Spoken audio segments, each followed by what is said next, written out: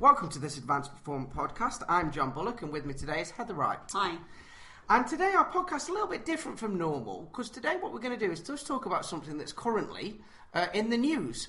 So I've kind of pulled something out of the news that is quite interesting to me, and that's this one-way trip to Mars. And for those that don't know this story, in short, basically, it's a private entity that has requested some volunteers to go on a journey to colonise Mars in the next 10 years, or 2025, I think was the right year.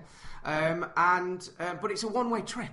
So there's no coming back. There's a bit of an issue with that, isn't there? If you only get 4 weeks holiday, It's a one-way trip. Now, amazingly, they've had over 100,000 people apply for these positions. 5 of them being shortlisted as Britons, as Brits, and one young lady on the news this morning saying she was really excited. Her family was really excited for her. Now, she must be a right pain. Yeah. They're trying to get rid of her. I'm a bit of a science buff, so I can kind of get a little bit excited about this. However, I've also got a family that I dearly love.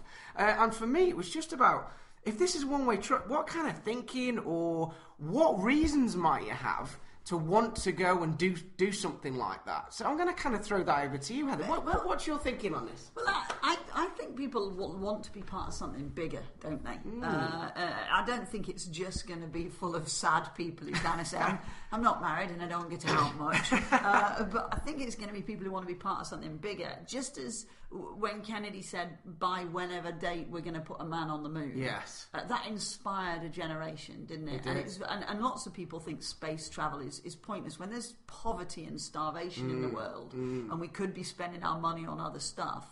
When you look at the bigger picture, inspiration is important for a generation, and if we are an inspired generation, then because of that we might solve, make poverty history. We might do other bigger stuff. So I can see them wanting to be part of something bigger. And I was just Googling it when you mentioned it, and there's this great quote in the media that says, "We're all going to die, but it's important what you do before you die." Brilliant. And that's from Mars One. That's what they're calling this thing, Mars One. But actually, the thing that's just crossed my mind when you've read that quote is actually, we're all going to die, but it's important what you do before you die, whether you're going to Mars or not. Absolutely. I think we all need to be part of something bigger, and I don't think we have to be leading the charge. I don't think we have to be the name that everybody remembers, but to know you were part of it. The other day I was watching a programme, and there was a football match on, and a guy had gone into the street to interview people to say, who do you support, what do you support, and he said, because 20 years ago there'd been another match like it. And I can't remember which match it was. You might be into football. But he was interviewing people, and just completely accidentally, he said to this guy, he said, "So, are you aware of the match?" And the guy went, "Yeah." And he said, "Are you aware of the one that happened 20 years ago?" And he said, "Aware of it? I was in it. I was the goalkeeper." And it's almost like this guy went, "Wow, that's amazing. You were in it. You were the goalkeeper." And he said, "Sorry, what's your name?" And he gave him his name. And it was a case of, wow, you were part of something bigger. You were part of that. It didn't matter that you weren't now a rich, famous footballer in a big house. It just mattered that he was part of it. And I think we want to be part of something. A lot of people want to be part of something bigger. Will that explain as well? Because my next question might be answered by that answer, actually, which is, so what about fear? Because these guys, they're on a one-way mission. They're never ever going to see anybody again. At the end of the day, they are going to die. And there are some reports saying they will die earlier than normal due to radiation if they don't get it right, and so on and so on. So this being part of something bigger, is that what's conquering this fear? I think so. I don't think they'll not be frightened. I think they'll be scared. Yes. I think it would be inhuman or weird not to be frightened. But we're always frightened of stuff.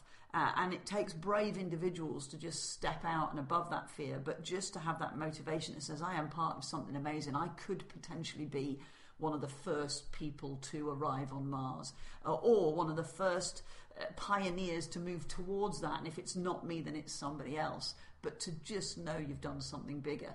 If you live a safe life, you can live a very boring life. Yes. And so therefore it's a case of, don't let fear get in the way of leading a bigger life, a better life. And what was that? There's a book about that, isn't there?